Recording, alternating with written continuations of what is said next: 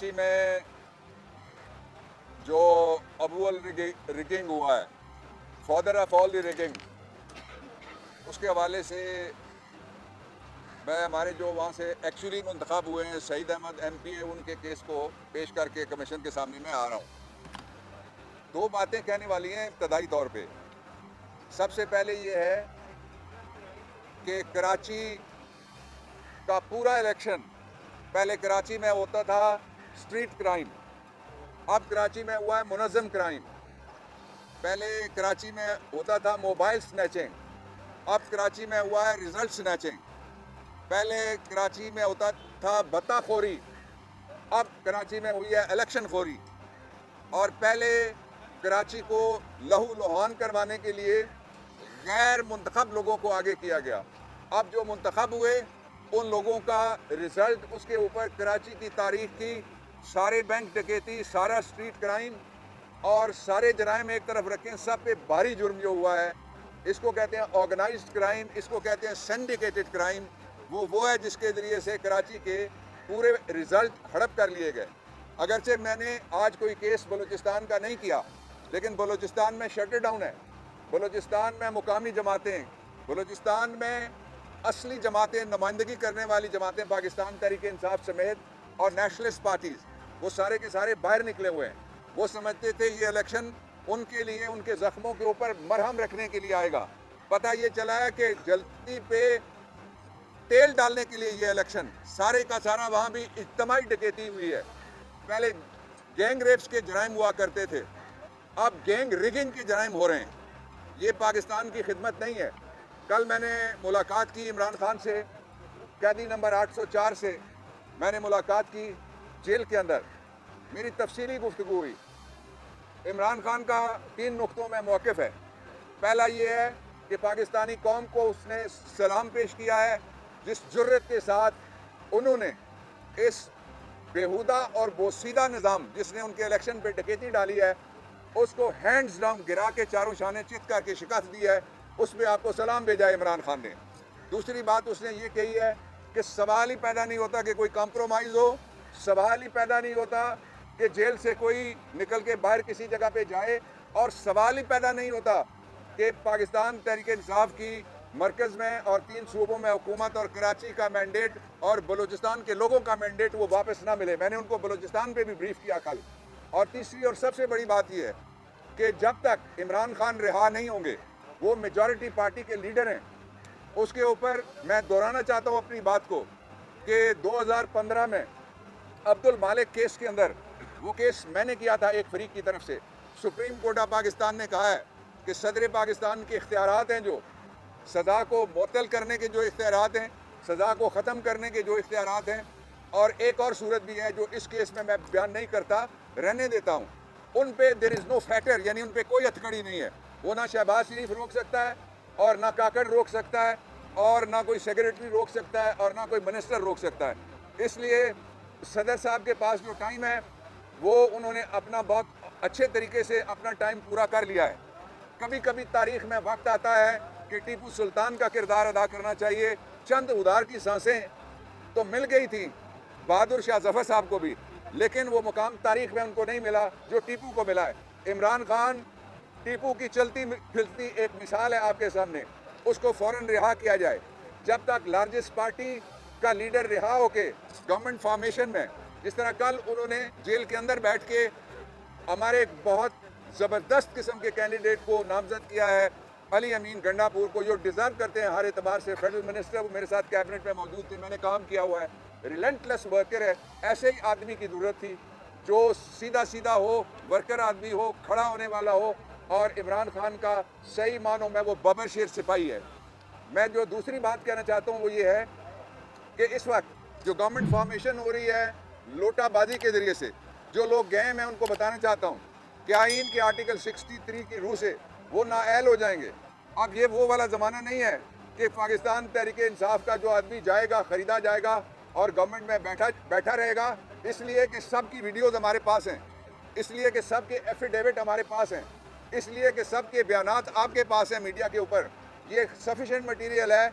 और 3 शराइत हैं किसी को हटाने की, या किसी पार्टी के निशान पे लड़ा हो, और उसकी पार्लिमानी पार्टी का मेंबर हो, या उसकी हमायत से जीता हो, या उसने पार्टी ने निशान ना हो उसको नामजद किया हो, तो हमने तो सारे नामजद किए हुए हैं। इसलिए मेजॉरिटी खड़ी है, जो खड़े हैं उनको शाबाश देता हूँ। खड़े रहो, डटे रहो, मुस्तकबिल पाकिस्तानियों का है। पाकिस्तान के अंदर किसी माफिया का कोई मुस्तकबिल नहीं है। जो माफिया को मुसल्लत करने की कोशिश हो रही है, मैं आप उसकी तरफ से आता हूँ, आपको बताता हूँ। मैं असल सूरत हाल इस वक्त ये है कि वो ये चाहते हैं कि जिस तरह जनरल मुशर्रफ के दौर में जो मुल्ला मिलिट्री अलायंस था, वो अपोजिशन में भी था और वो हुकूमत में भी था, उसके बाद सूबाई हुकूमतें भी थी, और मौलाना फजलुर रहमान साहब लीडर ऑफ द अपोजिशन भी थे, ये सामने वाले हाउस में नेशनल असेंबली के अंदर। अब ऐसा नहीं चलेगा। जो ये कहा जा रहा है कि जिसका पेट फाड़ के चोरी का माल निकालना था, उसके साथ गुफ्तगू करना, और जो कहता था कि मैं चोरी का माल निकालूंगा, उसके साथ गुफ्तगू करना, ऐसा ही है पाकिस्तान के इस सबसे बड़े मनसब वज़ारत उज़्मा पे और सबसे बड़ी काबीना, वफाकी काबीना पे डाकुओं का एक पक्के के डाकुओं का गैंग, वो आपके घर में कोई दाखिल कर दे और कहे कि अब मैं आपका चौकीदार हूं, मैं अपोजिशन का किरदार अदा करूंगा। डाकू हमारे घरों में दाखिल ना करो, ऐवान इक़्तिदार में दाखिल ना करो।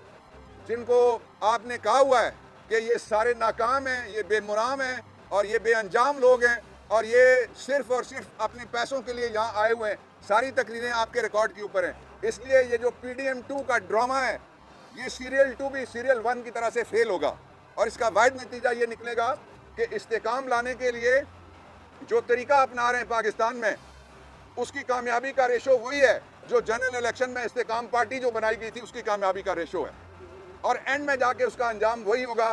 लेकिन पाकिस्तान के लोगों को एक नए इम्तहान से निकालने के लिए पाकिस्तान के वोटर्स की वोट को तौकीर दी जाए, उसका एहतराम किया जाए, आइन का एहतराम किया जाए। आज इलेक्शन कमीशन भी ये बात सुन के हैरान था। बलूचिस्तान के रिजल्ट्स के बारे में जब मैंने तफसीलात पेश की और कराची के रिजल्ट्स के बारे में मैंने तफसीलात पेश की, पूरी कौम मुत्तहिद है, एक तरफ खड़ी है, पूरी कौम ने वोट दिया हुआ है। उसके वोट के मुताबिक अगर नताज नहीं होंगे, जितनी मर्जी मोहरें आप मार लें जैली, जितने मर्जी जैली फॉर्म आप 45, 46, 47, 49 तक आप चले जाएं, 145 तक चले जाएंगे, तो तब भी ये निज़ाम नहीं चल सकता जब तक इसको पब्लिक की बैकिंग नहीं होगी।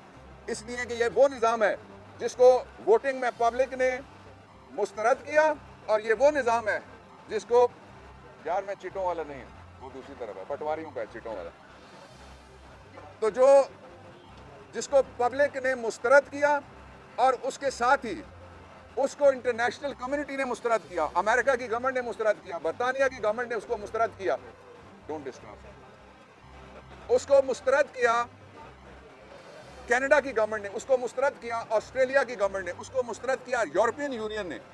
कोई एक आलमी इदारा ऐसा नहीं है जो कहे कि हमें पाकिस्तान के इलेक्शन जो 9 फरवरी को हुए, मैं 8 फरवरी की बात नहीं कर रहा, ये याद रखना 2 इलेक्शन हुए हैं। एक इलेक्शन हुआ है बैलेट से जो 8 फरवरी को हुआ है, नवाज शरीफ ने दूसरा इलेक्शन कराया है, और PDM 2 ने दूसरा इलेक्शन कराया है 9 फरवरी को जो बुलेट से हुआ है। इसलिए बैलेट बारी है, बैलेट देने वाले करोड़ों लोग हैं, बुलेट से रिजल्ट तब्दील करने वाले ROs, AROs, उनकी बयानात आपके सामने हैं। इसलिए ये इलेक्शन की इतनी बड़ी चोरी ऐसी नहीं है कि जो हम हजम होने देंगे। हमें गवर्नमेंट वफाक में भी बनानी है, KP में हमने अनाउंस कर दिया, इंशाल्लाह पंजाब में भी हमारी हकीकत है। और किस बेशर्मी के साथ ऊंची ऊंची बुलंद बुलंद चीखें मार के प्रेस कॉन्फ्रेंसें करने वाले और करने वाली अब ये कहते हैं कि अल्हम्दुलिल्लाह एक लोटा हमने और खरीद लिया, अल्हम्दुलिल्लाह नवाज शरीफ की झोली में एक और पराया बेटा है, आइए इसका अकीका करें। अकीका अपने बेटे का होता है, पड़ोसी के बेटे का नहीं होता। हम इन इलेक्शंस को जहाँ जहाँ धांधली हुई है मुस्तरद करेंगे, और इसके खिलाफ हम एक फॉर्मिडेबल फाइट भी देंगे, फॉर्मिडेबल फाइट, तगड़ी फाइट देंगे इंशाअल्लाह अज़ीज़। जिस तरह पहले अब बल्ला भी नहीं था, बल्लेबाज भी नहीं था, आप सब ने मिलकर फेंटा दिया, उससे तगड़ा फेंटा हम देंगे अब इंशाअल्लाह अज़ीज़।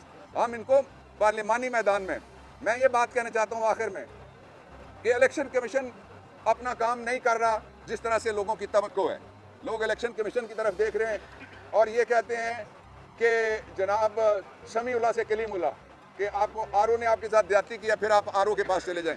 आज मैंने उनको सेक्शन 9 पढ़ाया है, मैंने कहा कि आप कोई इलेक्शन भी पूरे का पूरा उड़ा सकते हैं, कोई उनका फैसला आप सेक्शन 9 इलेक्शन एक्ट 2017 के सब सेक्शन 3, मैंने कहा ये इख्तियार आप इसको इस्तेमाल करने हैं।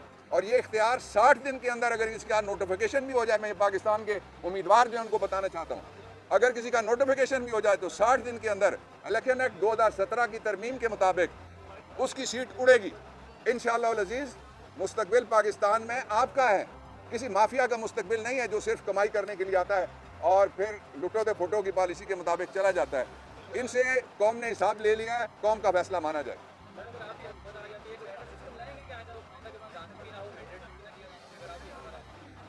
और कोई सवाल? इस पे मैं जवाब देता हूँ।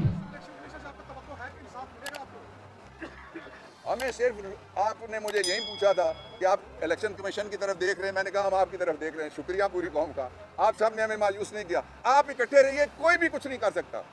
ये जो मसनूई अकीका हो रहा है पड़ोसी के बेटे का नवाज शरीफ के घर में, ये नहीं चल सकता, नहीं चलने देंगे इसको पाकिस्तान के लोग।